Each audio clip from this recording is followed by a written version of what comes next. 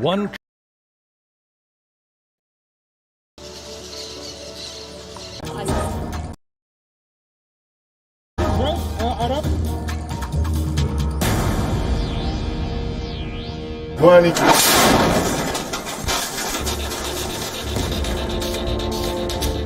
Russia's relentless assault continues.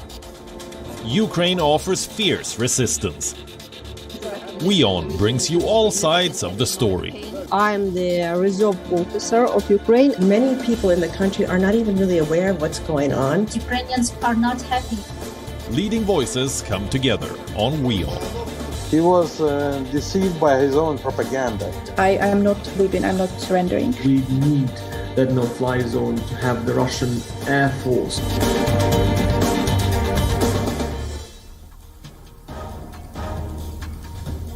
Hello and welcome to WION Live Broadcast. I'm Simon Marks in Washington, D.C., and these are the top headlines of this Monday.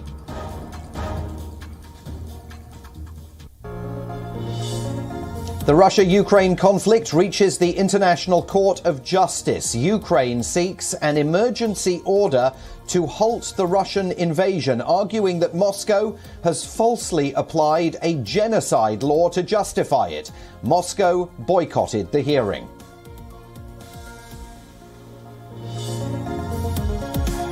So I'm currently in Kyiv, in the capital city of Kyiv, and they say that the ceasefire, the patterns or the paths that have been given for the ceasefire, for the evacuation, they either lead to Russia or to Belarus. As Kyiv battles to resist the Russian onslaught, WION reports from Ground Zero to get you all the voices from the heart of the conflict.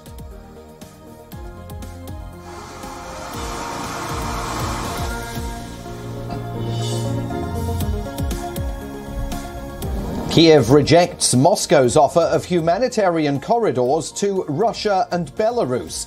Ukraine's Deputy Prime Minister calls a Russian proposal for the passage of civilians from Kharkiv, Mariupol and Kyiv to Belarus and Russia unacceptable.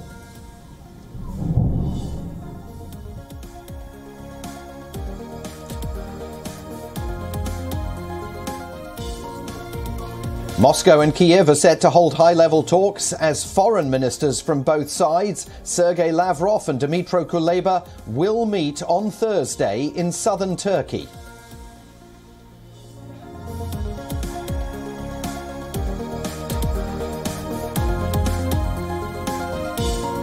US President Joe Biden is holding talks today with French President Emmanuel Macron, German Chancellor Olaf Scholz and UK Prime Minister Boris Johnson to discuss the evolving situation between Russia and Ukraine.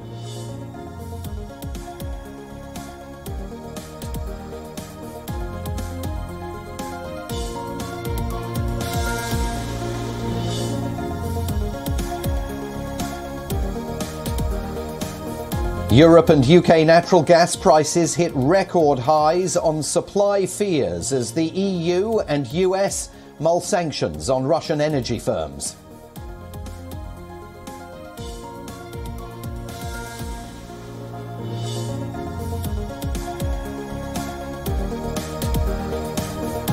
And Iran raises the alarm on Vienna talks aimed at reviving the nuclear deal, saying discussions must not be affected by any sanctions imposed on Russia.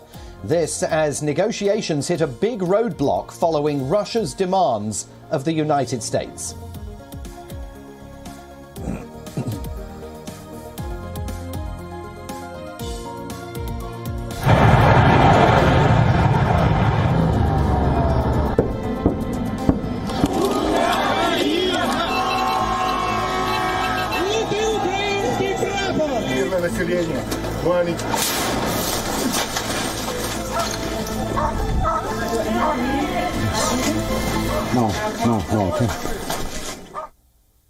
The International Court of Justice is conducting a hearing on Russia's invasion of Ukraine today, and Moscow's representation is glaringly absent. Russia declined to attend the hearing at the UN top court. The Russian ambassador to the Netherlands, Alexander Shulgin, writing to the court, and saying his government did not intend to participate. A row of seats reserved for Russian lawyers at the ICJ was left empty as the hearing got underway. Ukraine urged the ICJ to order Russia to halt its devastating invasion. Kyiv's representative told judges that Russia must be stopped and that the court has a role to play.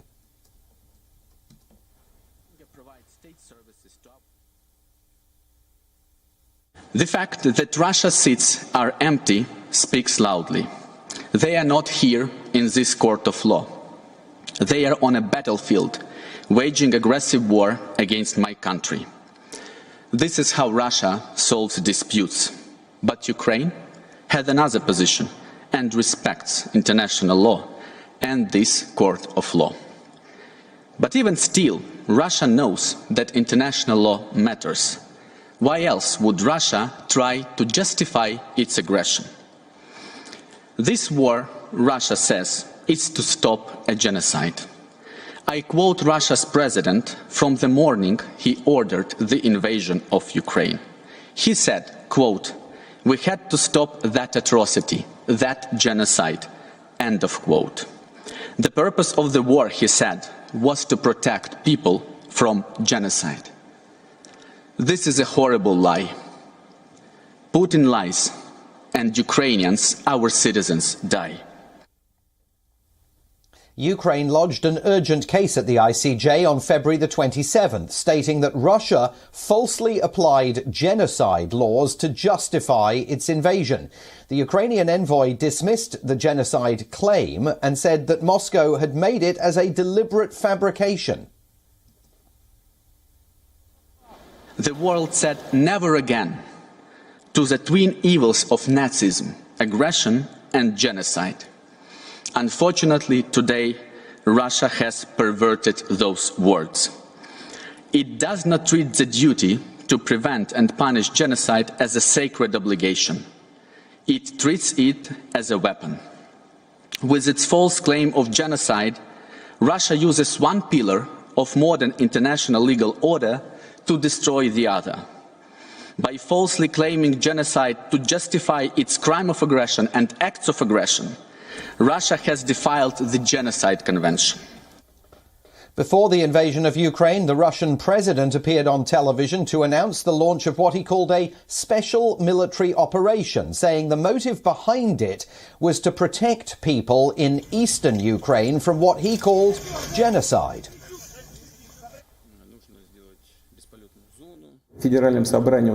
I decided to conduct a special military operation. It aims to protect people who have been bullied and subjected to genocide by the Kyiv regime for 8 years. For that, we will strive for demilitarization and denazification of Ukraine and will bring to justice those who committed multiple bloody crimes against civilians, including Russian citizens. Ukraine has argued that Russia's claim is flatly untrue and in any case does not provide legal justification for the invasion. The case centres on the interpretation of a 1948 treaty on the prevention of genocide signed by both countries. The treaty names the International Court of Justice as the forum for resolving disputes between signatories.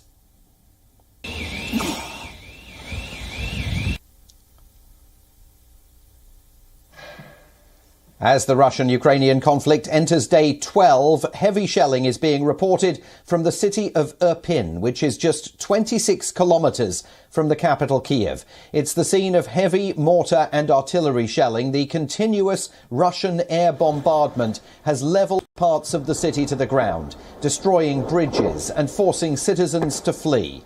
People are leaving their homes with their belongings in plastic bags. Residents report that the city is running out of food and medical supplies as the Russian assault continues.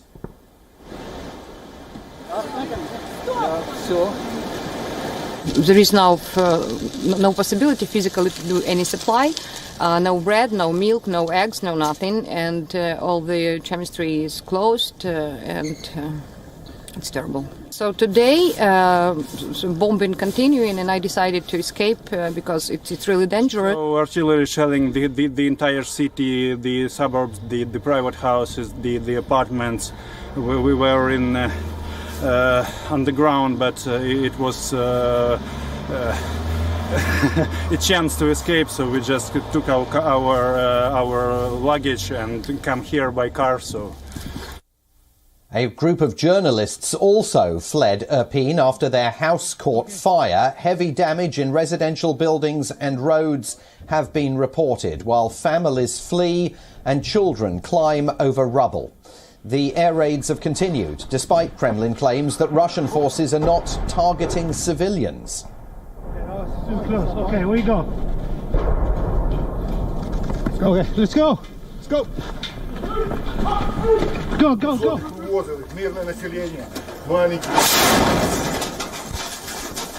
And a warning that our next set of visuals are deeply disturbing and viewer discretion is advised. A mortar shell that killed 3, including a child, was caught on camera.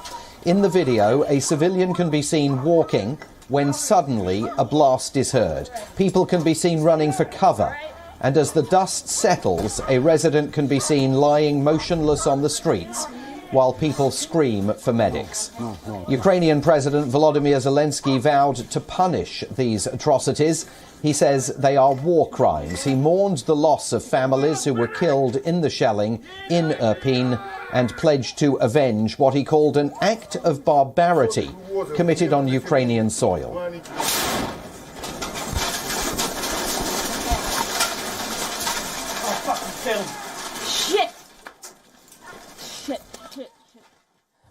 В Ірпені було вбито родину. Чоловіка, жінку і 2 дітей. Прямо на дорозі, як в тирі, коли вони намагалися просто вийти з міста, щоб врятуватись, цілу родину. Скільки таких родин в Україні загинуло? Ми не пробачимо. Ми не забудемо. Ми покараємо кожного, хто скоїв звірства на цій війні, на нашій землі. Знайдемо кожну сволоту, яка стріляла по нашим містам, по нашим людям, яка бомбила нашу землю, яка запускала ракети, яка давала наказ і нажимала на пуск. Вам не буде жодного тихого місця на цій землі, окрім могили. The second full week of the assault on Ukraine has seen increasingly deadly attacks. As Russia inches closer to Kyiv, people on the ground say that troops are indiscriminately targeting residential areas. It is still unclear how the Russians intend to invade Kyiv from this point, because bridges running along the capital city's western edge were destroyed by Ukrainian forces in a successful bid to slow the Russian advance.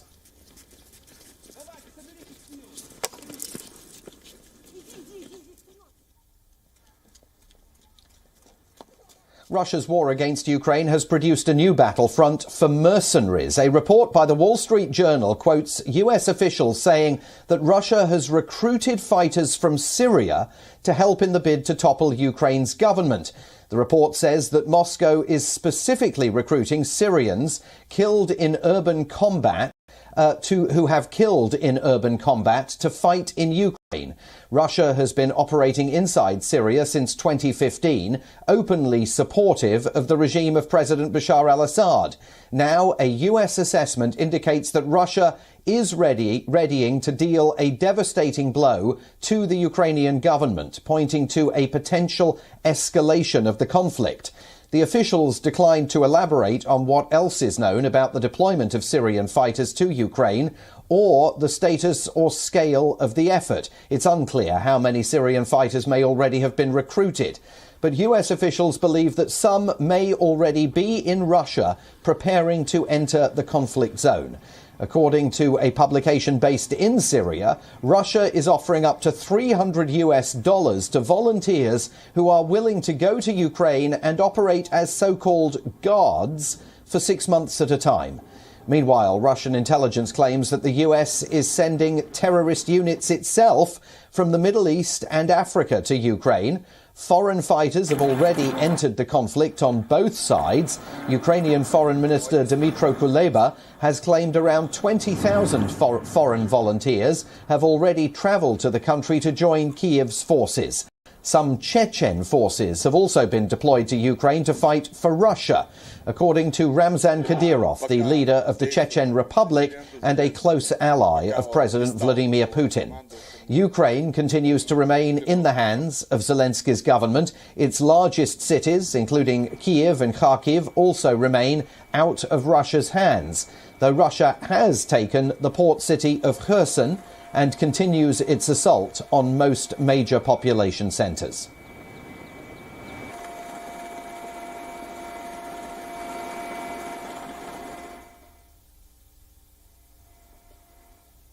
Russian troops have made significant advances in the last 1.5 weeks, but major cities still remain under Ukrainian control.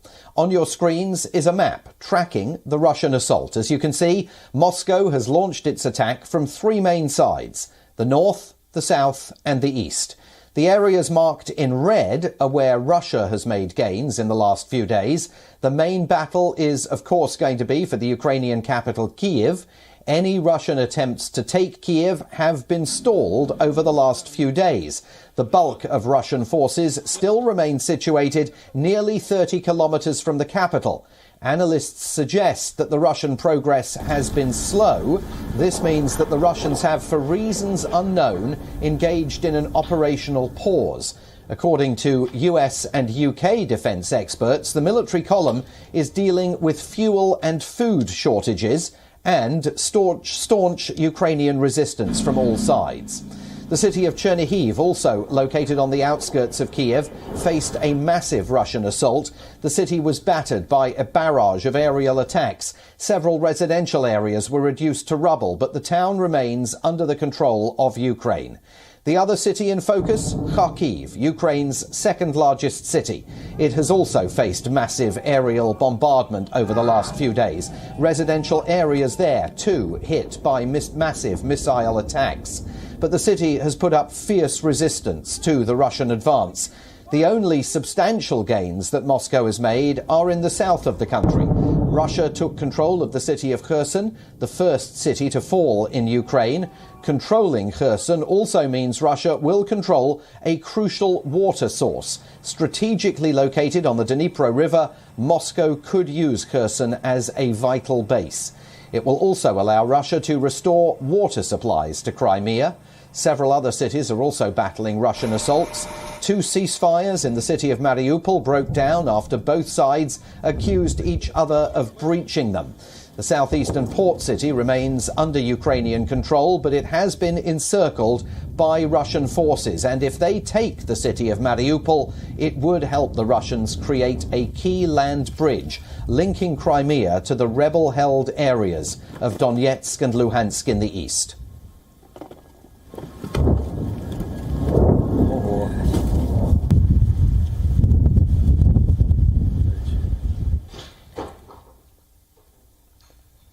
So, with that 40-mile-long convoy of Russian troops on the outskirts of Kyiv, Ukrainians are seeking to outmaneuver the enemy in a bid to gain valuable tactical advantage. And they're doing it by dismantling the last road that connects Kyiv with the outside world.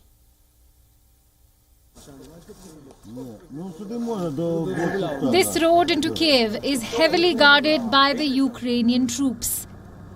It is the last metalled road that connects the Ukrainian capital with the outside world. But explosives have been laid out to blow up the road at a moment's notice, in case the Russians decide to send their ground army into the city.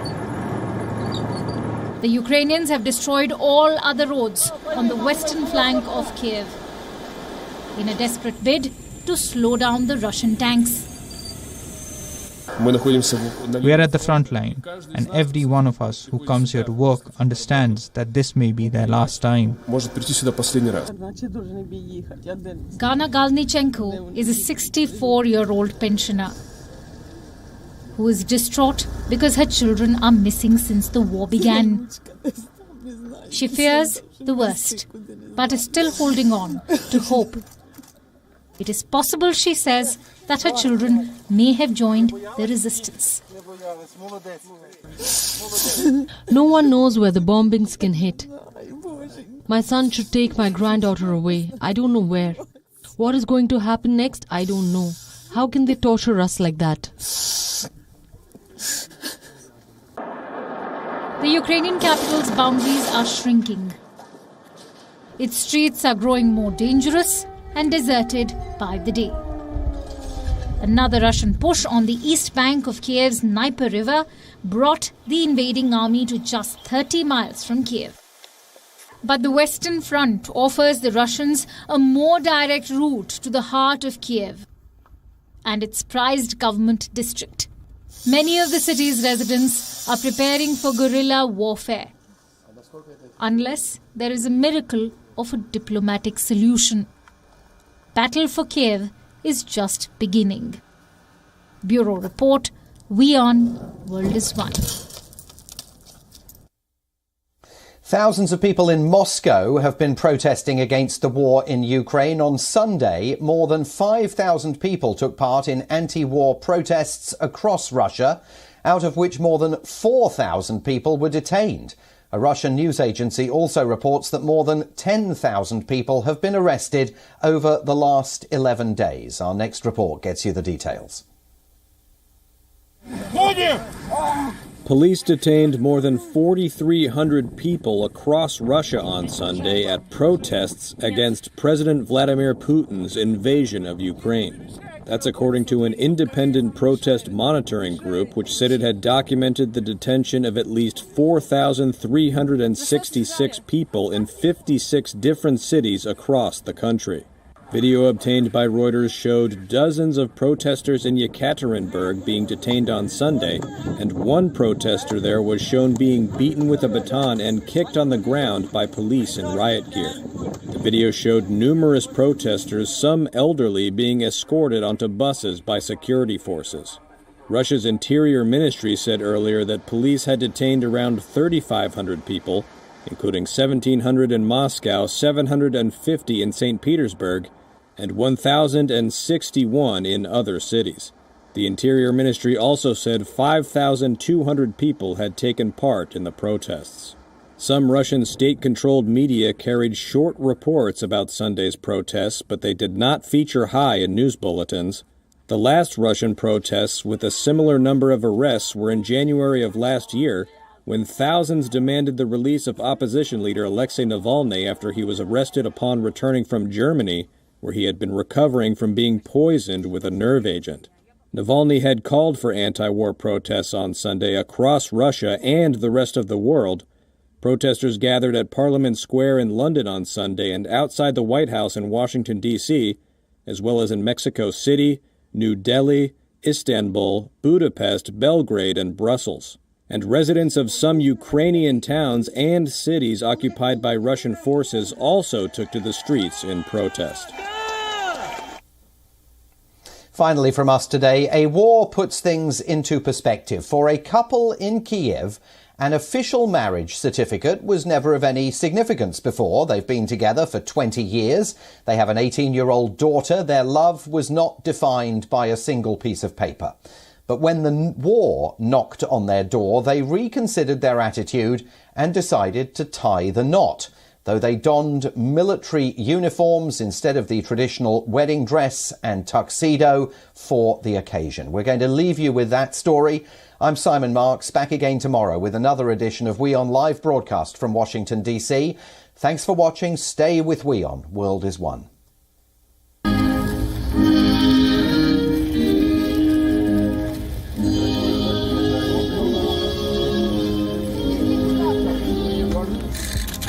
Ви знімаєте з мене, іншим стабільно.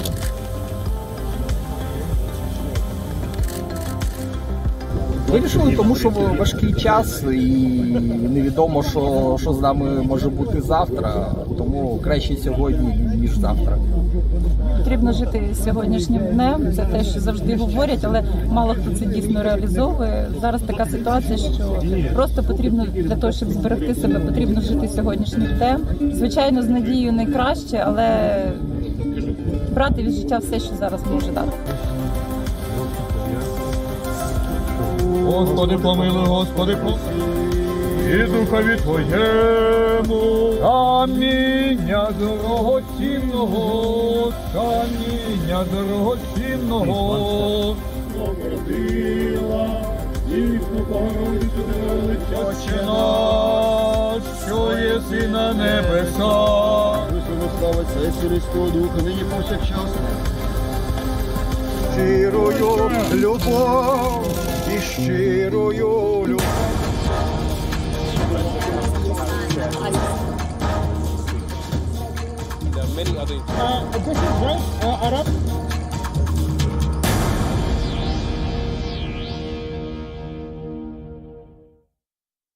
WION, India's global voice, the channel that brings you the biggest stories.